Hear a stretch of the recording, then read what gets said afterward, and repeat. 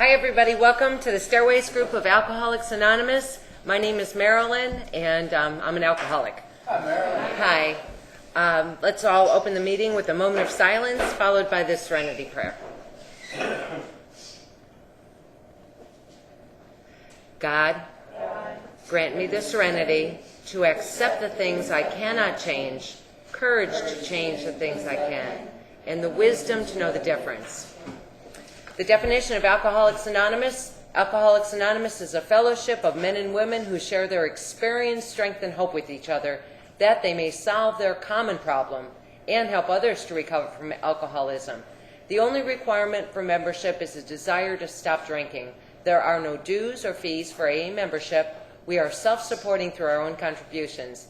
AA is not allied with any sect, denomination, politics, organization, or institution, does not wish to engage in any controversy, neither endorses nor opposes any causes. Our primary purpose is to stay sober and help other alcoholics to achieve sobriety. And although there are no dues or fees for AA membership, our secretary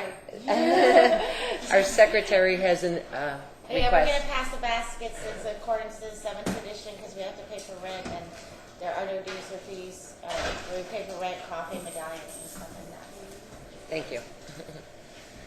Well, I'd like to welcome everybody to the Stairways group. This is an open meeting of Alcoholics Anonymous, which means that everyone is welcomed here because we believe that the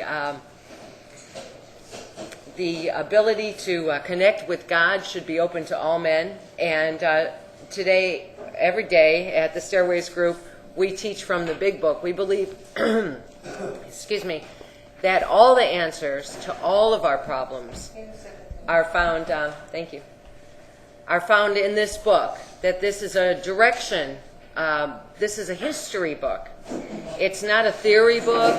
It's not a textbook. But what it is, it's an account of what the first 100 did. And it's inferred in here that if we do what they did, we're going to get what they got. And reading this book will teach us a couple things. One, it'll teach us whether or not we're an alcoholic, because we are the only ones that can say whether or not we're an alcoholic. We have to believe it from within. So it has to come from within. And if you read this book, you'll be able to relate to the other stories in this book and then decide whether or not you're an alcoholic. And then if you do decide you're an alcoholic, then there's hope in this book, because you'll see that if you do what they did, you'll get what they got. In other words, there's directions, clear-cut directions in this book.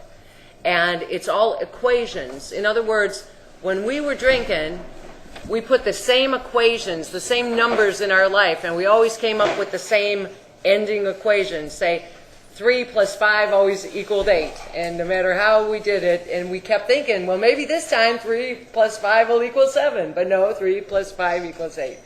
Whether it be jails or loss of relationships or loss of jobs or whatever misery 8 was to us, it always ended in that. But through this book, we learned to put different numbers in the equation. We learned to put 4 plus 5, and we get 9. And so we know that if we do the things that they did, we're going to get a different equation. And that equation will be a life where we are happy, joyous, and free. And the free is actually freedom from bondage of self. Because although we come in this program and we think that our problem is alcohol, we find out that the root of our problem is actually our selfishness. And this book teaches us how to break that bond of selfishness and learn how to live a happy life. So anyhow, I opened I'm going to teach tonight, but if anybody has any comments or questions, feel free to ask them, as long as they have to do with the book. We like to teach the solution in this meeting. We think that there's far too many meetings that are problems anonymous. Anybody got a problem, and then everybody gives their opinion. What good is that? Our opinions change daily, and it's really not very helpful in the way that we need it to be. So what we teach is the actual directions, so then we can learn to solve any problem in our life. So this is what we're doing in this meeting tonight is actually teaching solutions. And that's what this book is all about, the solution to our problem. Now we're going to teach about the, I have a reading I'm going to do, but the solution we have found to our problem. What is our problem? Let me just kind of briefly go over that real quick. Well, let me kind of introduce myself first and tell you why I'm up here. I started coming to this meeting about maybe 5 years ago. Wait, I'll tell you exactly when. This meeting was formed. This is the Stairways group, and it was actually formed in May 2001. And I started coming in December of 2001. And it was taught by a man named Jim B., who had 40 years of sobriety, and he was such a great speaker, and he was such a wonderful teacher that he would fill this room, and that room. He would talk for an hour and a half, and everybody was just fascinated by him. So that's why there's so few people here tonight, because he's not here. So then he got sick, and I decided to keep the meeting going for him, hoping he would get better, and then he died, and so we decided to, I thought we would end the meeting, and then everybody wanted to keep it going, so that's why we're doing it. So we're kind of doing it in the same basic structure that he taught, because it was so helpful. What Jim's teaching did for me was it took all the confusion out of this book. At first, this book just seemed so theoretical or something, and it was so confusing. And by cross-referencing and showing the themes in this book and showing how to practically apply these words into our lives, he took the confusion out of this book so that I always know what's going on in my life. Like, I don't always do what I'm supposed to do, but I always know. So if my life is not going the way it should go, I know why, because I'm not doing what is laid out to do in this book. So learning this book is key to a happy and sober life, and that's why we like to teach this book, because it works. If you do what they did, you'll get what they got. Now, what is our problem? Our problem when we come in here, yes? Charles. Hey, hi. Charles.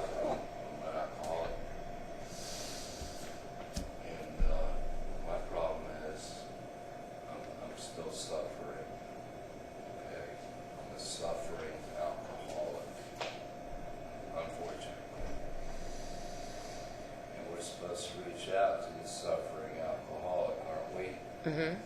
Bill W. He was my uncle. Whatever. But I'm having a hard time with it. I don't want to drink anymore. I had a lot of weird sobriety. And I'm very, very, very tired of drinking. And, Well, your uncle wrote the solution right here. Do you read the book? what they told me is, you gotta give it away, right? You gotta give it away. I stopped giving away. I had 3.5, like I said, I had 3.5 years. I had a lot. Life does change. Life does change. Mhm. And it gets better, But I'm here reaching out, Good. not for a drink, but just to be here and listen. Well, welcome. Welcome. Thank you for coming, and thank you for sharing. I'll tell you what, we all... I'm crying. I'm going through a relationship.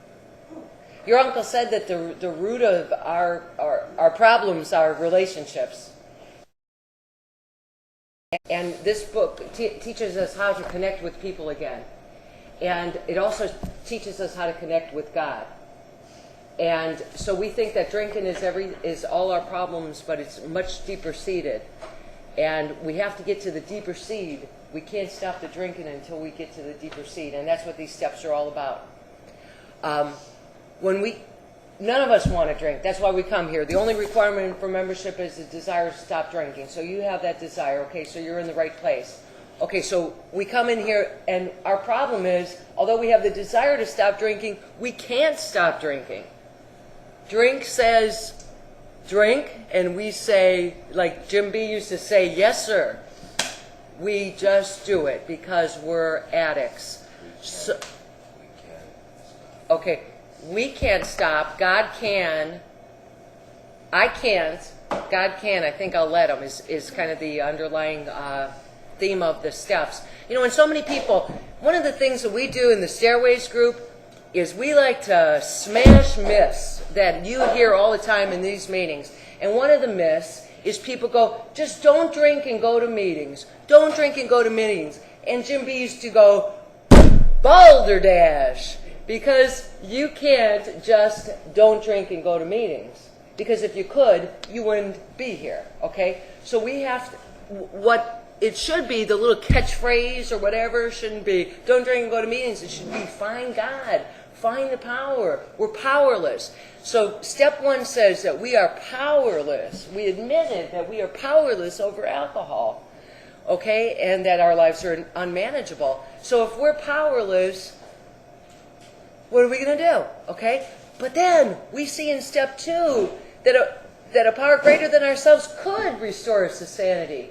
Not is, but we look in these other eyes and we see these people who are just as bad as us and just as powerless as us. And we go, wow, they look happy.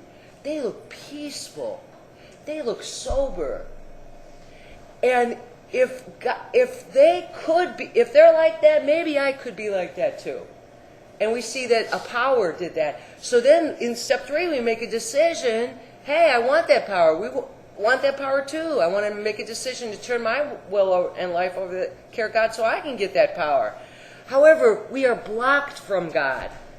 And in order to get to the power, we have to remove the things that are blocking us from that power. And we find in the book that the things that are blocking us are our character defects and our guilt and remorse. So our character defects, selfishness, resentment, dishonesty, and fear. These are the things that are blocking us from God. And the things that are blocking us from God are our guilt and remorse. So we have to identify, and in step 4, made a searching and fearless moral inventory. We identify thoroughly on paper and specifically as we can. Step 4 should be very thorough and honest is the underlining thing there. Finding all the places where we were selfish, dishonest, full of fear. Finding all the people we have resentments against and asking God to remove it. Because the book tells us we are as powerless over resentments as we are alcohol. So we have to write them on paper and ask God to remove them. So after we identify the things blocking us from God, we admit to another person that we have these problems, and they help us to kind of like see the underlying causes. And then we become ready to have God remove these. And in 7, humbly ask God to remove our shortcomings. So, and we're entirely ready to have God remove all these defects of character, every single one. If we do a thorough 4th step, he will remove them all. And we ask God to remove them. Because the book always also says we are as powerless over selfishness as we are alcohol. So God's got to do the removing. We have to do the identifying. So there's a lot of work to this step. Okay, then in steps 8 and 9, we have to remove the guilt and remorse that is blocking us from God with restoration. In other words, if you stole $100 from your neighbor, You can't ask God to remove the guilt that you have because you stole $100 from your neighbor. Through these steps, God tells us to give $100 to your neighbor, and then the guilt will be gone. So you have to do direct amends. Yes. Charlie, I'm not following. Yeah, Charlie. And I'm wondering what we're talking about. You can't get through the whole 12 steps in one meeting. Well, I'm trying to. Excuse me. Well, I'm teaching this meeting, Charlie. Excuse me. And I am trying to recap the 12 steps in a few minutes. And if you don't like the way I'm doing it, I'm sorry, because I think I'm doing a good job. Yeah, you're doing. I'm talking about Clark. I got 19 years sobriety. If I go back out, and I'm going to have to go through some pain to come back in here, which I assume you have, so I'm going to shut up and listen. If I'm doing something wrong, if I'm not managing my life the way I'm supposed to be. Thanks. Yeah. All right. Thanks. All right. So anyway, Charlie, just try to bear with me, man. I'm trying to do the best I can. Anyway, so then we have this, all the things that are blocking us from God are removed. So then we have 10 and 11 to deal with the new fears that come upon us, because life is going to threaten us. Even though God has removed the character defects, life will continue to threaten us. So we need steps to continue to take inventory and find out what is blocking us from God, and having God remove that on a daily basis. And that's why we do 10 and 11, accompanied with prayer. So we have the tools, which are inventory, which we learn in 4, helping others, prayer and meditation, going to meetings. We have tools that we use in this meeting to stay in this program to stay sober. So then we get to 12, and it says, having had a spiritual awakening as the result of these steps. In other words, now we're connected with God. Why? Because we did the steps to remove the things that were blocking us from God. Having had that spiritual awakening, now we have the power. And the only way we can keep the power is if we give it away. So that's what the 12 steps is all about, is having gotten the power, now we have to give it away. And that's what every meeting should be, is describing to people how to get the power, which is the steps, and then helping them to get the power and connect with God. A good sponsor is one that'll help you to connect with your God, not one that'll tell you what kind of clothes to wear, what time to get up, and all this. Not a control freak, but someone who will guide you and teach you how to get your own connection with God. Because in my case, my sponsor who used to teach this meeting died. And if he didn't teach me how to connect with God, I'd be up the creek if he was running my life. So thank God he taught, that was his theory. And all right, so that's the basic 12 steps in a nutshell. I hope it was understandable to everybody. Yes. I have been waiting. I was in jail for 78 days in a program. I was out there in addiction, and my judge told me I was time for me to sit still. I violated my probation. And I've been waiting on these steps for so long, 3 months. I've been sober for 3 months, and all we heard in the program was work the steps, work the steps. Now I have a sponsor, and now I'm ready to do it, and I'm just so excited to be here.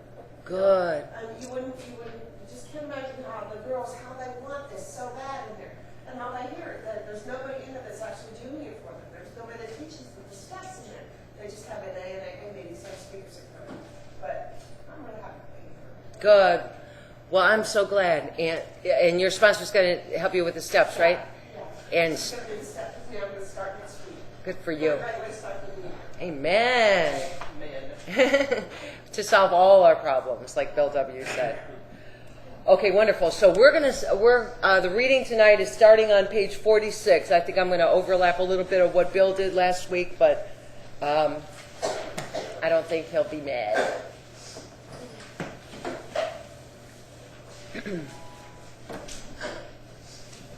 Okay, we're on page 46. I'm going to start with the last paragraph.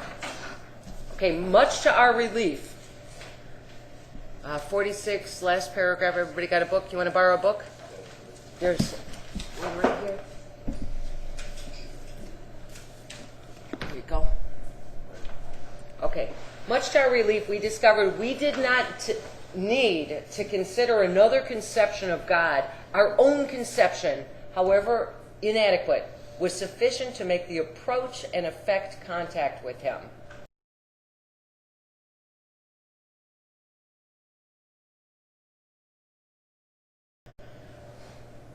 As soon as we admitted, in other words, said, spoke, admit the possible existence of a creative intelligence, a spirit of the universe underlying the totality of things, we began to be possessed of a new sense of power and direction, provided we took other simple steps. So in other words, we can, as long as we think that we see it in others, or we think that we might be able to get it, we can get it. However, we have to be willing to take the other steps. And those steps are the things that connect us to God. We found that God does not make too hard terms with those who seek him. And how do we seek him? By doing the steps. To us, the realm of the Spirit is broad, roomy, all-inclusive, never exclusive or forbidding to those who earnestly seek.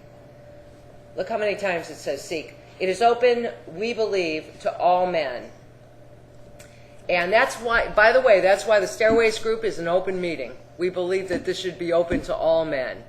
And by men, they don't mean men. They mean men and women. And we at the Stairways group don't believe in these exclusion meetings, like closed meetings, women's meetings, men's meetings. We're people that need help. And as the book is open to all people, because men means people there, that's why this meeting is also. When, therefore, we speak to you of God, we mean your own conception of God. So, in other words, this is not a place where people are going to teach you dogma, like a church, where you're going to hear like, you have to, this is how it all went down or whatever. It's your own conception of God. However, it's what you think God is, not what you would have God to be. In other words, if I were to create a God, like, oh, I want my God to let me drink. That would be the first thing if I were to create a God. However, I know in my soul that God does not want me to drink, or he wouldn't have brought me here. I also know that my God loves. I know that he's a God of hope. I know that he's a God of happiness. I know that he's a God of forgiveness. There's certain underlying things that everyone just feels in their spirit that is God. And so it's your own conception of God. And so it's not a dogma, but you open up your inner soul to the feeling of what is God. And we start to live life in an entirely different fashion, because when we're drinking, we live life for us. What can I get? What can I keep from you? How can I hoard more? How can I manipulate you to get more from you? It's all about me. And what this program teaches me is I let go of trying to help me. And what I do is I ask God, what would you have me do? And then my work that I used to work on making me better is now, how can I help others? And if I live my life asking God, what would you have me do? And how can I help others? All these things, as far as my needs, will be supplied in abundance. Much better than I could have ever manipulated on my own. So it's a whole turnaround. It's, what would you have me do? And how can I help others? Instead of how can I take from others. It's a whole different concept. Okay. What? And it definitely works. And it works. I got all the shit I wanted, plus a lot more, trying to help others. And, I didn't even think about stuff I wanted. When I got in, I still did a little bit. I was just, What's your name? I'm talking my part. And when I help others, I get it. It just happens. Maybe not with that person, but that something else happens with some other people or some other situation that benefits me, and it's a miracle. It just works that way. It's a miracle. And something deep inside of us tells us to help alcoholics. And this is where our joy in life comes. And we have to do it, because if we don't, we're going to get drunk per the 12th step. But it's also our joy. And we even liked helping other alcoholics when we were drunk. Buying people drinks and stuff like that. It's just inside of us. We just like helping other alcoholics because it's where our happiness comes from. And the way that you help people is not by like giving them money, or sometimes it is, but the real way that you help people is teaching them those 12 steps. Because if you can teach them the 12 steps and how to connect with God, then they can solve all their problems. So, back to the reading. Okay. Your own conception of God. This applies too to other spiritual expressions which you find in the book. Do not let any prejudice you have against spiritual terms deter you from honestly asking yourself what they mean to you. In other words, if you're mad at the nuns for hitting you over the knuckles when you were growing up, this isn't a religious thing. It's about a spiritual thing. It's about God. So get rid of those prejudices, and prejudice is also like, well, if you're so holy, how come you do this? And look at all, the hypocrisy. Don't look at that. It's about you connected with your own God. Who cares what other people are doing? It's about you. All right. At the start, this was all we needed to commence spiritual growth, to affect our first conscious relationship with the God as we understood Him. Afterwards, we found ourselves accepting many things which seemed entirely out of reach. That was growth, but if we wished to grow, we had to begin somewhere, so we used our own conception, however limited it was. So this paragraph is to reduce suspicion. I'm not trying to cram any dogma down your throat. I'm just trying to tell you, think about what God is in your inner soul. Not what you want Him to be, but what is He? And ask Him. Remember many times we just heard seek? Ask. Ask whatever that conception is. Ask that thing every day to keep you sober. Ask that you who brought me in the program. I called God for a long time. You who brought me in this program. That was what I called Him. Ask that person, what would you have me do? Instead of what would I do to take from others? A different way to live our life. Okay. That's another thing, that myth we like to smash in this group, is people say, don't make any major decisions for a year. And Jim would say, balderdash, because every day we're making decisions. And we made decisions when we're drunk. What do you mean we can't make any major decisions? Have you made a more major decision than coming to AA? You are and changing your whole life? I mean, this is a major decision. So it's not about not making decisions. It's about making decisions in a different way. Instead of what's for me, how should I live life? How can I help others? It's major decisions. So you can make many major decisions. I had to find, one of the times I got sober, I had like 5 job changes. A lot of them weren't my idea either. But those are major decisions, so you have to find a new job. And I decided in a different basis. Instead of going, which job would give me the most money, I said, which job would God have me? And you know what I found out? Is if I do the job that God would have me do, the one that would really help people, instead of like trying to persuade them out of money or manipulate them, I'm actually going to make more money in the end anyway. And if I don't, it doesn't matter, because He's going to supply my needs. So it's a different way of making decisions, but yes, you make decisions from day one. You all decide to come here tonight. You all decide to wear deodorant. I appreciate that. So, all right, so let's get back on with it. Now, 47. We needed to ask ourselves but one short question. Do I now believe, or am I willing to believe that there is a power greater than myself? As soon as a man can say that he does believe or is willing to believe, we emphatically assure him that he is on his way. It has repeatedly proved among us that upon this simple cornerstone, a wonderfully effective structure can be built. And if we're not willing to believe, ask for the willingness. Willingness is a gift from God. And if we're not willing, ask God for the willingness. And if we're not willing to ask God for the willingness, ask God for the willingness to ask God for the willingness. And if we're not willing, you can take that out 20 willings down the road. But all you have to do is ask, and any time you ask God for the willingness, He will give it to you every time.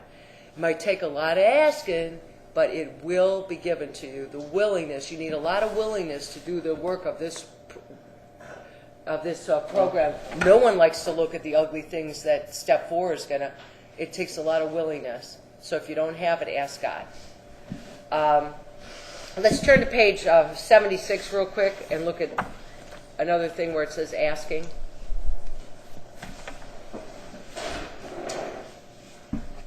Okay. Page 76, the paragraph that starts with now, the third paragraph down, 3 lines up. It says, if we haven't the will to do this, we ask until it comes. And this is what I was just talking about. If we haven't the will, because willingness is a gift, we ask until it comes, which implies it will always come if we ask. Okay? And remember, it was agreed at the beginning in italics we would go to any length for victory over alcohol, which means it's bold, it's important. So that's a willingness is key. If you don't have it, ask until you get it. It'll always come if you do. Okay. Now, this was great news for us. We had assumed we could not make use of any spiritual principles unless we accepted many things on faith which seemed difficult to believe. When people presented us with spiritual approaches, how frequently did we all say, I wish I had what that man has. I'm sure it would work if I could only believe as he believes. But I cannot accept as surely true the many articles of faith which are so plain to him. So it's comforting to learn that we could commence on a much simpler level. Okay. Besides a seemingly inability to accept much on faith, we often found ourselves handicapped by obstinacy, sensitiveness, and unreasoning prejudice. Handicapped. Now, look what the underlying root to all 3 of those are: obstinacy, sensitiveness, and unreasonable prejudice.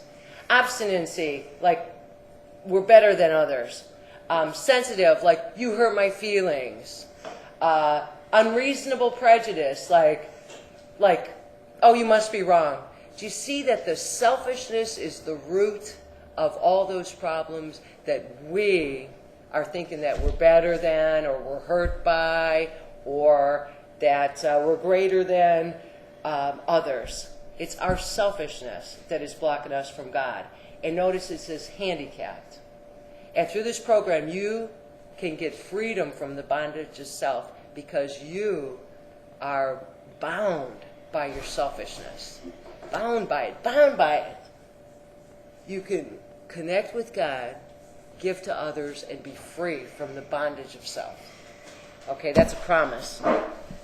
Now, many of us have been so touchy that even a casual reference to spiritual things makes us bristle with antagonism. So touchy, like, oh, how dare you say that about me? I'm a good person, blah, blah, blah. You know, once again, it's selfishness, always trying to make ourselves look better, always worrying about ourselves. Just you can break free. You can have freedom. This sort of thinking had to be abandoned. Though some of us resistant, we found no great difficulty in casting aside such feelings. So I keep using this body language to show you that this has to be done in order to have freedom. You have to get rid of the selfishness. It'll kill you if you don't. Okay, faced with alcoholic destruction. Why is alcoholic destruction? Because to drink is to die. We soon became as open-minded on spiritual matters as we tried with other questions. In other words, you got enough pain, you'll try anything. So in this respect, alcohol was a great persuader. So you got to let people hit their bottoms. We all have to hit our bottoms. Now, some of us hit higher bottoms than others, and God bless that. We don't all have to hit the horrible low bottoms. Some of us do. Some of us die from this disease because they can't hit their bottom. It finally beat us into a state of reasonableness. Sometimes this was a tedious process. We hope no one else will be prejudiced for as long as some of us were. So relapse teaches us things. You know, people who are in and out, in and out, in and out, you know, if they ever get it, they know. You know, people who come in one time and they stay forever, God bless them, and it's possible because relapse is not a requirement. And I'm a relapse survivor or whatever. It's not a requirement, but I'm saying relapse taught me. Because I thought, maybe if I did it different this time.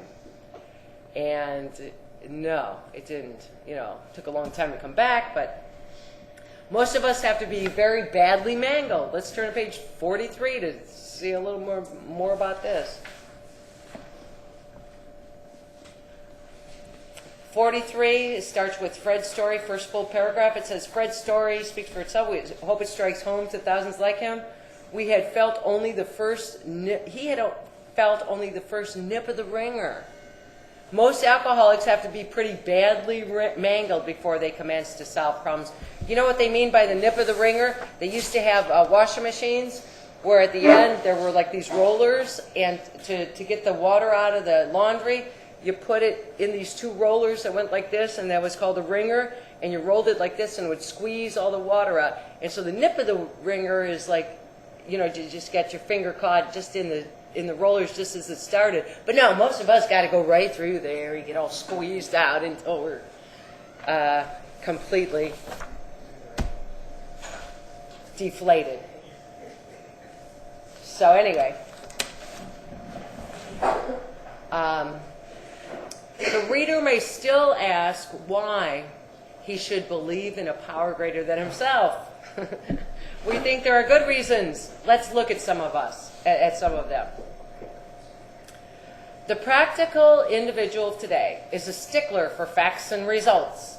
Nevertheless, the 20th century readily accepts theories of all kinds, provided they are firmly grounded in fact. We have numerous theories, for example, about electricity, and this is my favorite of all. Everyone believes them without a murmur of doubt. Why this ready acceptance? Simply because it is impossible to explain what we see, feel, direct, and use without a reasonable assumption of a starting point. In other words, we believe there's electricity because we see light. I know that there's electricity because one time I touched a cow fence, and which, by the way, feels like someone kicks you in the rear, exactly like that. And I saw on TV the one judge show. The judge said some people learn by seeing, some people learn by hearing, and some people just gotta pee on the electric fence themselves.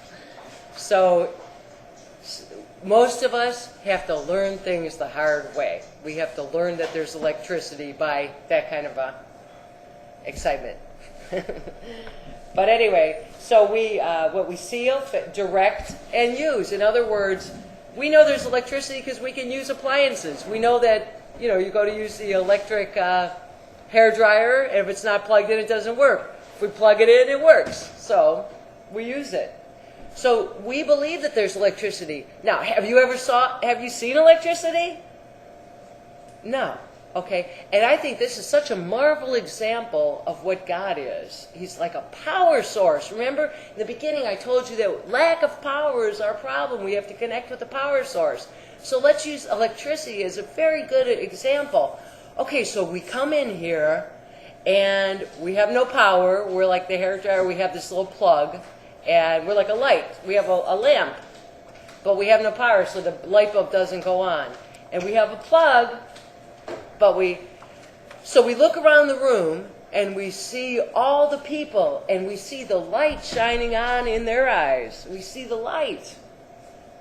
And we go, wow, maybe if I do what they did, I can have light too in my little lamp. But we look at our plug, and our plug is corroded. It is all gooped up. We can never get it in the socket because it's all gooped up. It's got fear. It's got selfishness. It's got resentment. It's got guilt and remorse, and it's all plugged up. So it's like, how do I get this plug in here? We can't do it. Even though we want to, in 3, we make a decision, so we try to do it, and we can't do it. So how do we get the plug in the wall socket? We take the steps, and they scrape away the selfishness, the resentment. And then we get a clean plug, and we connect it, and we see the light, and the light goes on. And yet, sometimes our plug starts to corrode again, and that's why we have the other steps to scrape it away again. So we have a constant power source.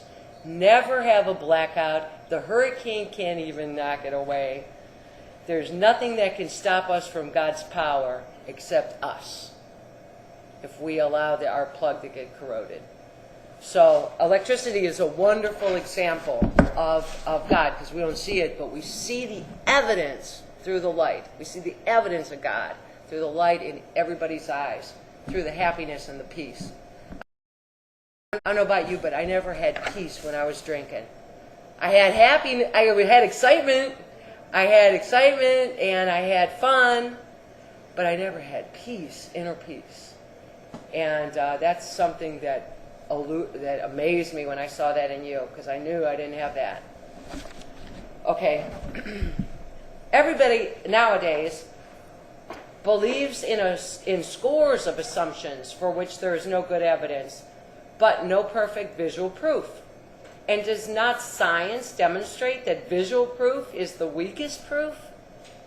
Is it being constantly revealed as mankind studies the material world that outward appearances are not inward reality at all? To illustrate, the prosaic, which means common,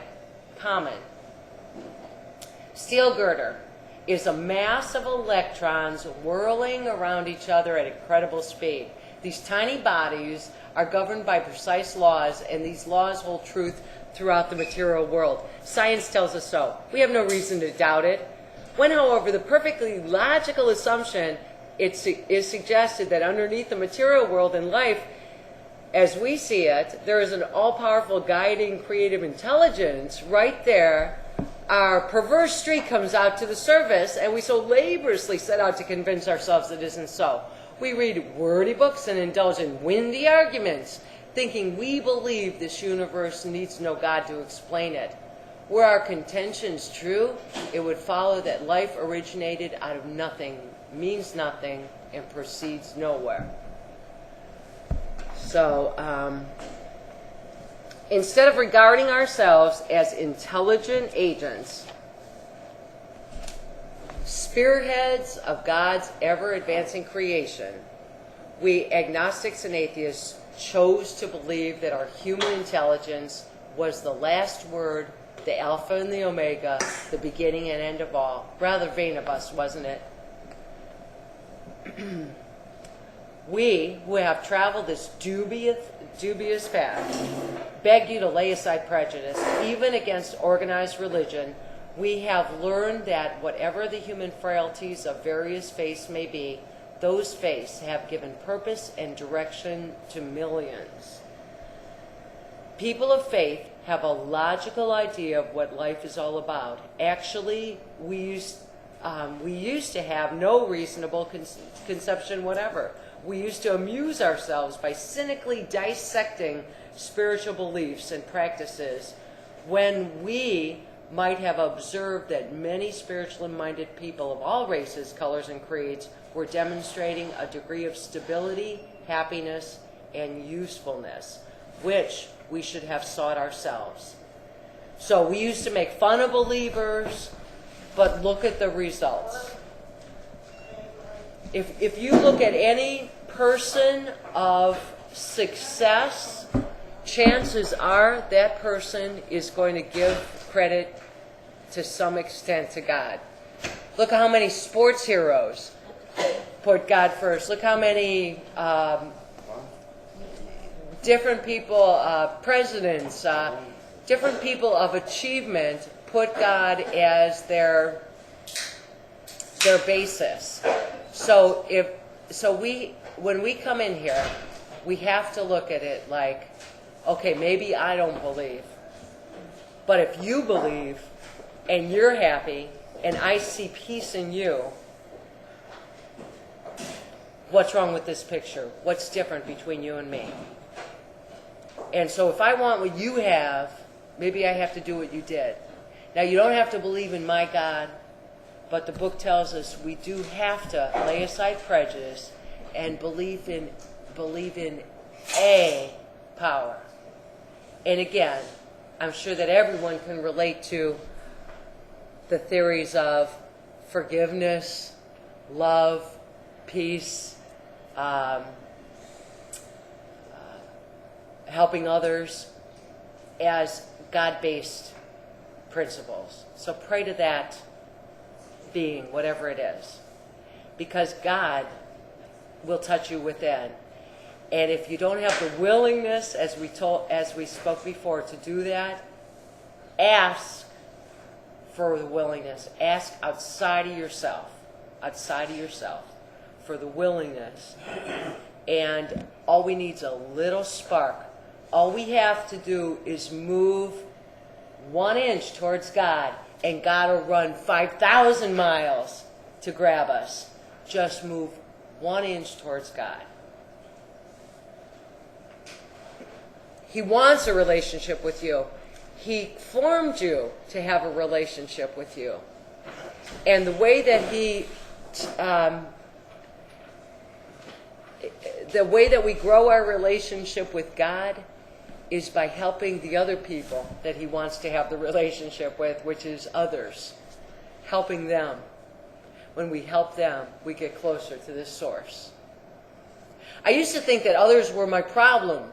Like, oh man, these people are, if only they did what I want them to do. They're my problem. But I find today that they're not my problem, I'm my problem. It's me. My friend Chris has a bumper sticker. It says, "It's not them." And I said, Chris, you don't know the people I know. She goes, no, Marilyn, it's you. I go, I know. But it's a great bumper sticker to have, or at least it should be in our minds. It's not them. When we have problems with others, where is the problem with ourselves? Okay? So anyway, so just look at the results and just have a little bit of willingness and talk, ask. Praying is just asking. Meditating is just listening. If you ask God, listen. If you pray, listen. Now, God is going to respond in many ways. Here's how God will respond to you. He will talk to the little inner voice inside of you and give you a feeling. He will talk through others. He talks through this book. He talks through songs. Sometimes he talks in a loud, audible voice like, Marilyn, wear the red and black striped shirt. But he doesn't always talk to people like that, just to me. But anyway, no, but seriously, if we ask and then listen. Have you ever been around somebody where they ask you a question? They ask you a question and then you go to answer and immediately they walk away and it's like, didn't you just ask me a question? That's how God feels about us sometimes. Sometimes we'll go, oh God, like this. I need help. This is a good example. I need help. I'm here for help. Okay, well listen. Okay, well I just wanted to just ask for it. I'm not listening. So I think I'll leave. Okay, this is a prime example. If you ask, then listen. Maybe I would have been the one to answer the question. Obviously not with my step recap, but perhaps somewhere as I continued on, I would have helped. But maybe it wasn't me. Maybe it was somebody else. Maybe it was good, would have come from within, and something I said would have sparked something within, and then it would have been revealed. But in any case, if you ask, then you have to listen. And AA will teach you how to listen. That is one thing that when we come in this program, we're not very good listeners. We're good talkers because we are manipulators. But we're not listeners because we are too selfish to listen. So when we ask, listen. All right. You know, I've found in most meetings that the best meetings I go to, they clear out halfway through. It's that good. If people don't want to hear the truth, they don't want to get recovered, and they just run. Yeah. That's good. You're all still here, though. I don't know. Yes. I'm a grateful, recovered alcoholic. Yes. God put you here to guide me. That's Thank you. all success for me. Because that's what I know them. I did the program. We done it every day. I did it for 78 days. But just to be on the outside, you have the conscious choice of doing the next right thing. And there, you don't have a choice. You do this and do this and Right. exactly what they tell you. Exactly. Now I'm an alcoholic, well, and it's so wonderful to have to come in, and I'm hungry for it. I want to know. I see. This is my recovery. This very small bit of time I've got, 93 days. The growth inside me, and everything you're saying is me. I remember the first time I went to a meeting. It was years ago, and I was trying to get outpatient care. I went in and I sat down, and they had this movie on Andy Griffith. He was this raging drunk, and everybody in the family was dysfunctional. And every single thing was me. I was so offended. I was so put out. I was so embarrassed. I jumped right in my car, went right to the God for me. And then the next night I came back and I told my counselor. He said, "Oh, you got to come in now." I said, "No, it's okay. I've got the willpower now. I can." He said, "Oh, no, definitely." So I'm learning, and it's a process, and I'm grateful. I'm so grateful. Just being here. Good. Yeah, it's exciting when when the confusion is taken out of this program and you see it's just a matter of doing simple steps. It's not easy, but simple steps. In other words, identifying the things that are blocking us from God, asking God to remove them, keeping that connection going, giving it away. It's a simple process, and it's one that will bring you happy, joyous, and free for the rest of your life. And it is exciting. And I'm excited for you. I'm excited for you. I hope I never lose this enthusiasm. Amen. That's another thing we like to smash in the Stairways group is when people say, "Oh, you're on a pink cloud. Oh, you're on a pink cloud." Those are miserable people. Run away from them. You should be on a pink cloud. You have the power of the universe helping you, making you happy, joyous, and free. We should all be on a pink cloud. Hey. Yeah. Right? All right, good. So, and on that note,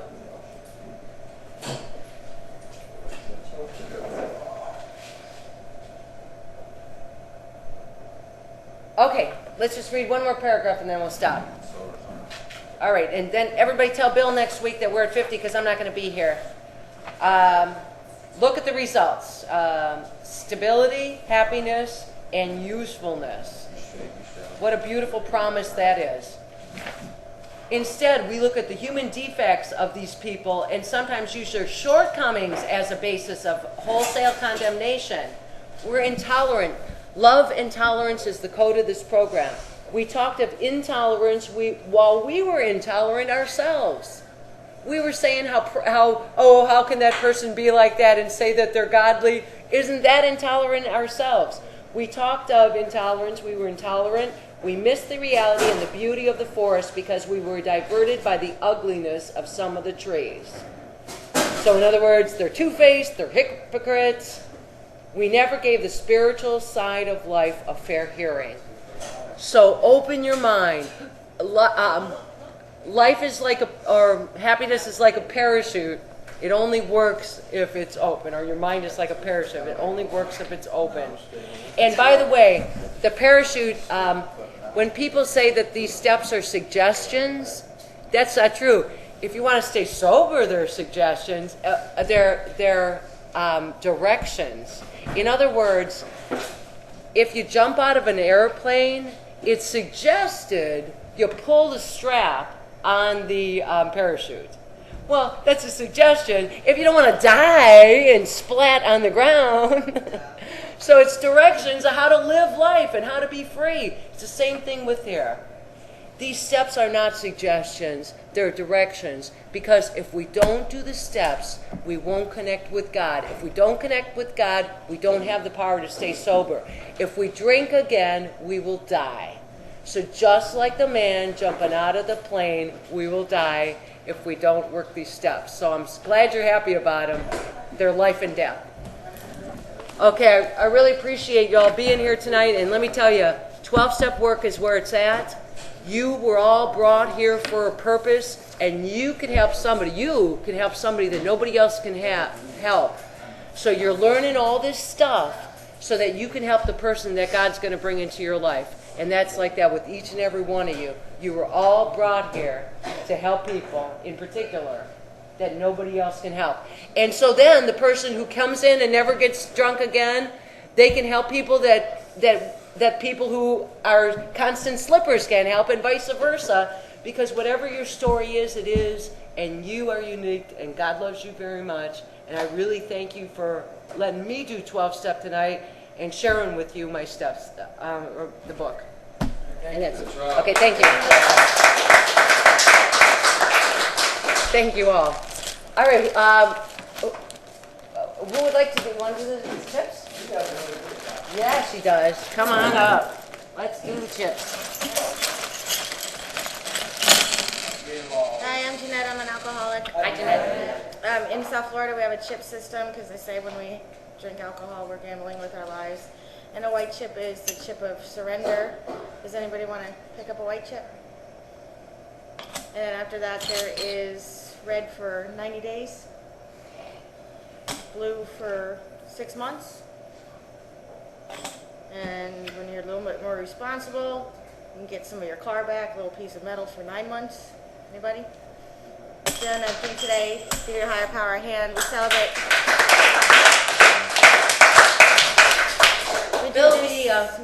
We celebrate anniversaries the last week of the month. So if you have an anniversary, just put it down in the book and we'll get you a medallion. Yeah, and that'll be next week, and Bill will be taking over where I left off. And I just wanted to share one more thing. There was a little man that helped me so much in this program. He had 45 years of sobriety when he died. And his name was Ray Allen. And he was so happy. He was happy, joyous, and free. Every time he talked about being happy, joyous, and free. And he said, people keep asking him what the best day of his life was. He goes, I haven't had it yet because each day keeps getting better. And he said, every day, look for the good. Look for the good in everything. Not look for the prejudice, how a person, oh, that person's like that. Don't be a judge of people. Look for the good in people. Look for the good in everything that comes down your life, and you're going to find it. And that's why he was so happy. Okay, so you choose your happiness, because you can either look for the good or you can look for the bad. And Ray was a happy man. So I suggest that we all look for the good. And thanks again. Let's end the meeting in the normal way.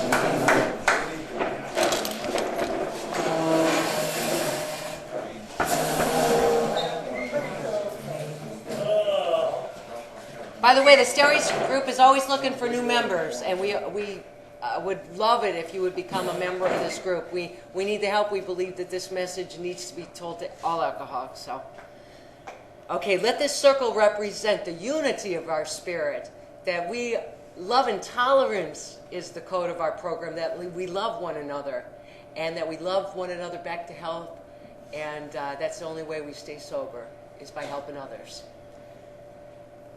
In the Stairways group, we say the Lord's Prayer, and we don't say anything after we say Amen. Our Father, Our Father, who art in heaven, hallowed be thy name.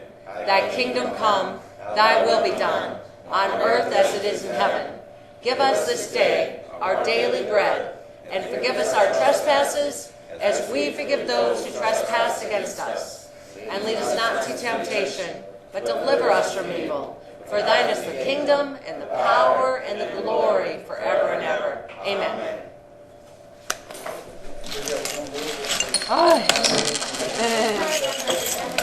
All right. You want my autograph? It's so good. Yeah, very good, very good. Tonight you're talking very good. Good, thank you. Oops.